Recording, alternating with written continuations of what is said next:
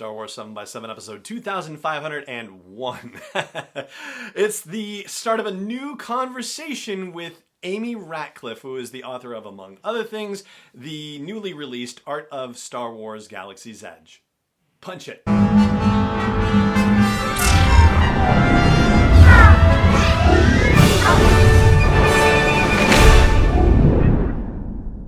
Hey Rebel Rouser, I'm Alan Voivod and this is Star Wars 7 by 7, your daily dose of Star Wars joy. And thank you so much for joining me for it. So, Amy Ratcliffe is back on the show. I think at this rate, she may actually be the most frequent guest to appear on the show, which is awesome. It's always great to talk with her. And if you're not familiar, here is her current bio situation. Amy Ratcliffe is the managing editor of Nerdist, author of Star Wars Women of the Galaxy and The Jedi Mind, and a contributor to, from a certain point of view, The Empire Strikes Back. She's also a host of Star Wars Celebration, as well as a regular contributor to StarWars.com and Star Wars Insider magazine. If you want to keep up with what she's doing online, you can check her out on Twitter and Instagram. She's at Amy_geek there. And she also has a Substack, and you can check that out and subscribe to the newsletter if you like at amyratcliffe.substack.com, and I'll include those links in the show notes as well. As far as this brand new conversation goes, well, we are talking about, as I suggested at the top, the Art of Star Wars Galaxy's Edge. And we're going to cover a lot of ground in today's episode and tomorrow's episode as well. We're splitting this conversation up into two parts. And among the topics that we're going to be covering includes the difference between making an art of book versus making a making of book. There is definitely a difference, and it matters to what gets included in these kinds of books and also how long one or the other might be. We're going to talk about the fact that she had the opportunity to be at both locations of Galaxy's Edge prior to the pandemic and how that affected the process of everything, how the pandemic affected the process of creating the book, and also details from the macro and the micro perspective that were surprising for her to learn, even as somebody who is very well experienced with Galaxy's Edge. And I think I'll just leave it at that for a moment because the conversation goes in a few surprising directions and places as well. So let's just jump right in. Again, this is part one of my two-part conversation with Amy Ratcliffe, the author of The Art of Star Wars Galaxy's Edge. Amy Ratcliffe, welcome back to Star Wars 7 by 7. How are you today?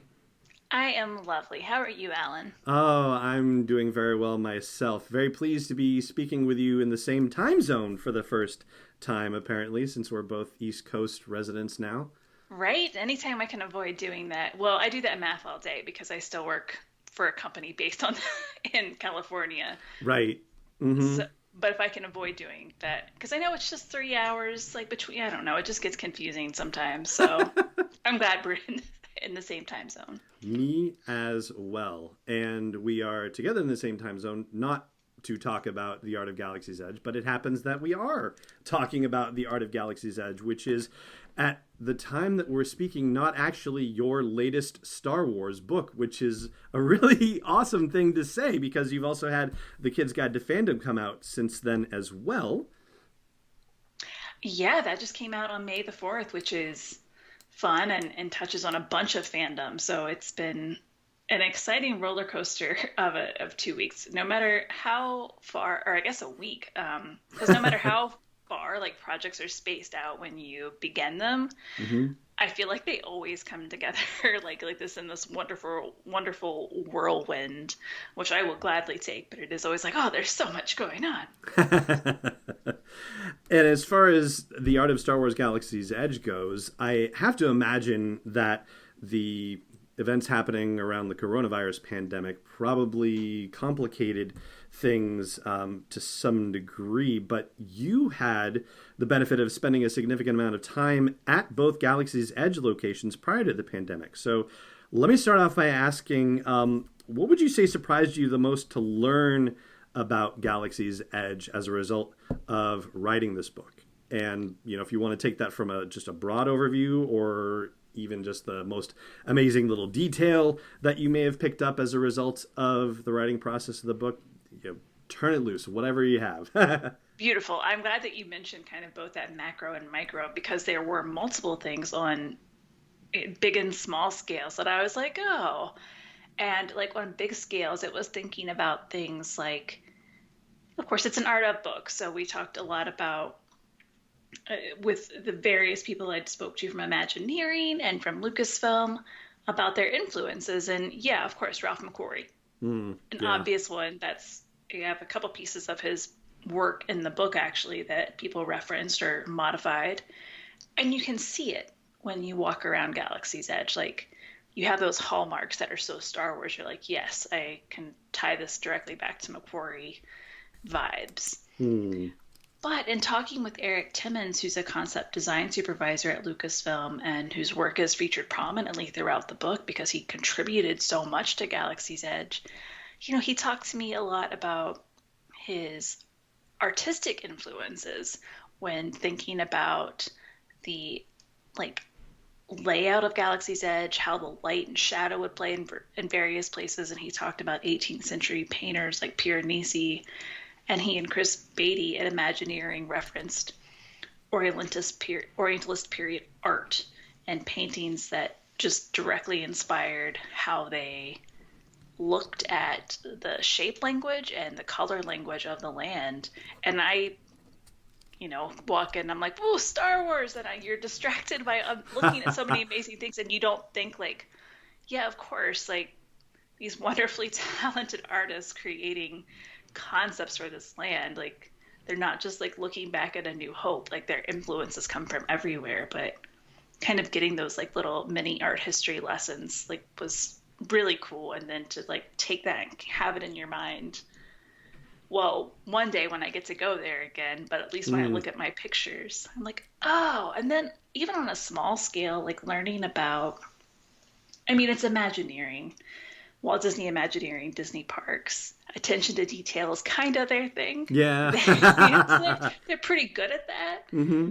But just hearing from so many people there who are so passionate about not only Star Wars, but just what they do and how they brainstorm and what they reference. And also they would just dig into their memories from, because they worked on Galaxy's Edge. They started working on it in 2014.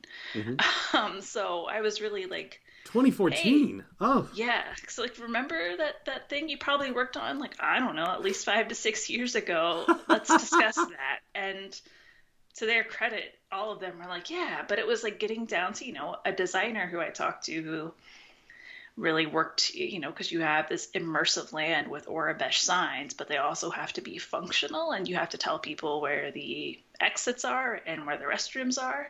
Mm. So like talking to a designer about like, okay, like we obviously can't put that critical information in Arabesh. So how do we let's design a font that kind of is of the universe or of the galaxy, I should say. Hmm. And like ties into, I mean, you can have the Orabesh there, but you have this English translation, but like, let's make that look Star Wars. And so, yeah, like those kind of details, I'm like, I just ate, I ate all of that up. And I was like, oh, like in my head, like, I'm like, of course, but I was still surprised learning it. Hmm. Oh gosh, that is so awesome. And the thing about bringing to bear various types of of artistic styles and the art history stuff, that just blows my mind. And it also makes so much sense when everyone talks about the the success of Star Wars and how it draws from so many different genres to create the amazing space opera that we all know and love. But that isn't limited to the movies and to cinematic influences. When you create an experience like Galaxy's Edge, drawing from such a wide range of art history to develop an experience like that, I mean, it seems so head-smackingly obvious when you describe it like that, but so wonderful and beautiful and unexpected also. Yeah, because they're like, you see, exactly. That's what the thought process I went through. I was like, oh, like, of course, but this just wasn't obvious to me that you're sitting here illustrating an alien planet in this galaxy we all know and love, but you're thinking in the back of your head about these famous artists and classic artists and these like sweeping landscape vistas. It's pretty cool. Hmm. So, in staying with the idea of stuff that you learned as a result of doing this project, I know you conducted, I think, dozens of interviews for doing this.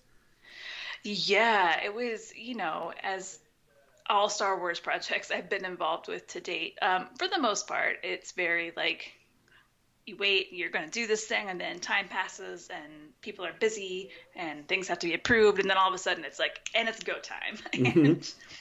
And it happened to start being go time right when not long after the pandemic started. So I don't know if that was, I was pleasantly surprised because my main thing is, we had a deadline for the first draft, and I'm like, great, I need to conduct interviews as soon as possible Hmm. because I know transcribing is going to be a thing, and I know people's schedules are a thing. But I had this amazing gentleman at Walt Disney Imagineering, WDI, as it is sometimes called if you're Hmm. being fancy. Ah. Yeah, named David Gill, who helped me. Like, I was like, okay, this is my wish list. And boy, if he didn't line up those interviews lickety split, and I did the Lucasfilm, I coordinated those on my own to the point where in like a span of 7 days, and that's not even like 7 business days, it was probably like 5 business days, Hmm. I conducted like 17 interviews. And that was intense. And then,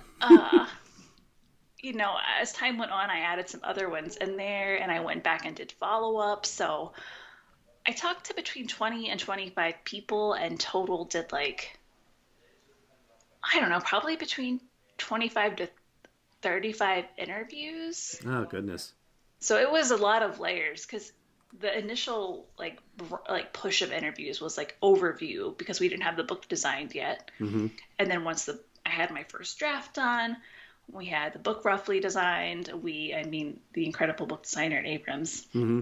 My only input was like, hey, this stuff on the Millennium Falcon should go in this part of the book because neither my book designer or editor had been to Galaxy's Edge yet. Ah, okay. So by the time we had that rough layout, then I went back and did interviews to like try to get commentary on specific pieces, and it was all via Zoom or Google Meet, and I would just screen share my PDF and be like, hey, remember this image? And like I said, to their credit, everyone did, and Doug Chang especially. I mean, what a talented human, first of all, but also what a kind and thoughtful human. I just enjoy anytime I get to talk to him. But it was just, so remarkable to me that I could pull up some pictures. We actually talked quite a bit about the Millennium Falcon and Smuggler's Run, and just that one image would spark, and he'd be like, "Oh yeah," and just like go on, and just like digging through his memories without it. It was the easiest. I'm like, this took very little prompting from me, so that was a lot. But I had a lot of wonderful input and just such talented, creative people to talk with. And I'm a big Disney Parks fan, so getting to interview all the folks who worked at Imagineering was constant fangirling on my part. Do you have to set that aside, or do you get to have a moment to say, oh my gosh, I'm so excited to talk to you, and then, all right, now that I've gotten that out of the way, let's get into the...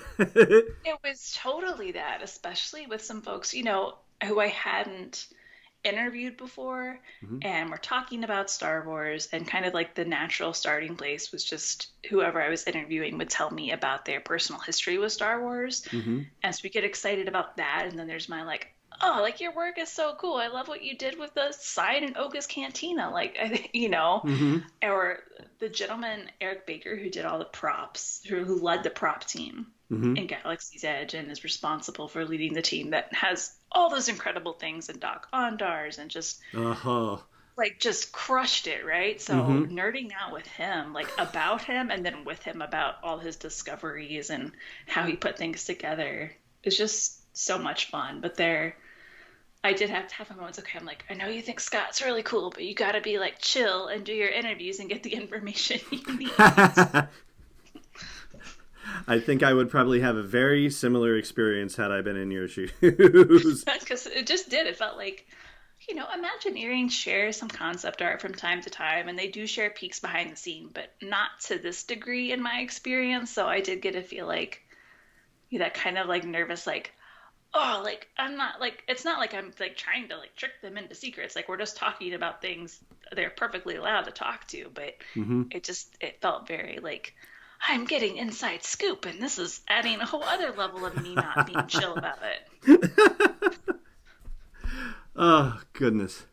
So, you mentioned just a few moments ago layers in terms of the book coming together, and you actually, in your own email newsletter, talked about the book coming together in layers. So, would you expand a little bit more about that? I mean, is it, have you already kind of covered that with just the way the interviews came together and going back around that stuff, or is there more to it? There's a little more to it in just that, and it's been like this with all of my books, but this one in particular, like it's hard to track that kind of like how long did you work on it, because there were so many periods of like here's my outline, and then it's working with Walt Disney Imagineering and Lucasfilm. So as you can imagine, there are more than a few parties who need to review and approve things. Mm-hmm. And so there was like that kind of initial phase. One of the most challenging phases, or layers, I should say, is Walt Disney Imagineering had a wonderfully huge collection of digital assets for us to potentially use. Ah. Which, what a joy it was to get that invitation to view those images. And I think over 700 made it in the book, but we had, no joke, like thousands. And there are varying like, okay, file like quality for one thing, which is important. Like you definitely need to make sure like whatever we put in there has a very high res version available. Oh yeah. And so the wonderful folks in Imagineering had this collected, and they had a rating system that kind of was like, okay, this is like an ideal image to use because we have a really good file history for it. Ah. Versus some that might be like, okay, maybe this one has like a lower rating. It's still good, but it's not perhaps the image that you're going to like spread out between two pages. Mm-hmm. And from there, Abrams, made a beautiful PDF contact sheet with thumbnails of everything. And I was doing interviews. I did my first draft, and then I kind of made a like, hey, I try to lay out the book as if you're visiting Galaxy's Edge. So one section is about the market, one section is about kind of experiences like the Droid Depot and Sabi's workshop where you can build a lightsaber. So because my editor and designer hadn't been there, I was like, okay, pages 30 through 35 of the PDF. You can use any of those images in this part of my draft. Like those go together. Mm. So of course I send all that off, and then that's like waiting for not only various parties to approve the text, but the actual book to be laid out close to what it would be when it was printed. Right. And you wait, and then it gets laid out, and then you go back to the people you've already interviewed and said, hey, let's do this again, except with specific images. And then that all gets approved once you write captions, and there are a lot of file names. And in some cases there were a lot of there was a lot of file name fun in that the low-res watermarked images all had saved in the file name with the artist ID. Mm-hmm. And all the artists who contributed kind of had a shortened abbreviation, like, okay, I know that these initials mean it is Rick Lynn's piece, for example. Mm-hmm. But when they did the high-res images, like when we pulled those file names did not have that information. Oh. So I did a very fun several evenings on the couch with my laptop flipping back and forth to match up file names. Oh, because of course image credits in the images in the book. Exactly. Oh. So that was a fun layer, which hopefully and one of those things that happens that I hope never repeats itself. That was the definition. I mean, it's beautiful art, at least that I was looking at, but it was like doing that, and then also like being very like, it's tedious because you want to double check. It's not something I absolutely did not want to mess up. Oh yeah.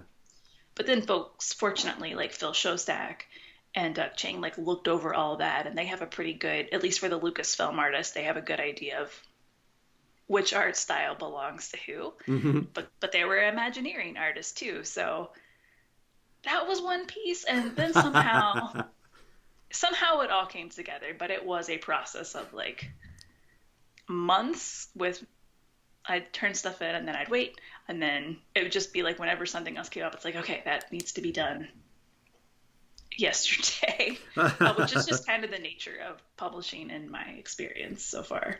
Mm-hmm. So that was a long answer, but those were some of the many layers in the Galaxy's Edge book onion, I guess. I don't know. No, I like that. That's fantastic. Thank you. All right, we're going to leave it right there for now, and as I mentioned earlier, we're going to pick up part 2 of the conversation tomorrow. So that's it for today's episode of the show. It just remains for me to say thank you so much for joining me for it, as always, and may the Force be with you, wherever in the world you may be. Star Wars 7x7 is not endorsed or sponsored yet by Lucasfilm Limited, Disney, or 20th Century Fox, and is intended for entertainment and information purposes only. Star Wars, the Star Wars logo, all names and pictures of Star Wars characters, vehicles, and any other Star Wars-related items are registered trademarks and/or copyrights of Lucasfilm Limited, or their respective trademark and copyright holders. May the Force be with them. All original content is copyright 2021 by Star Wars 7x7. We hope you love it.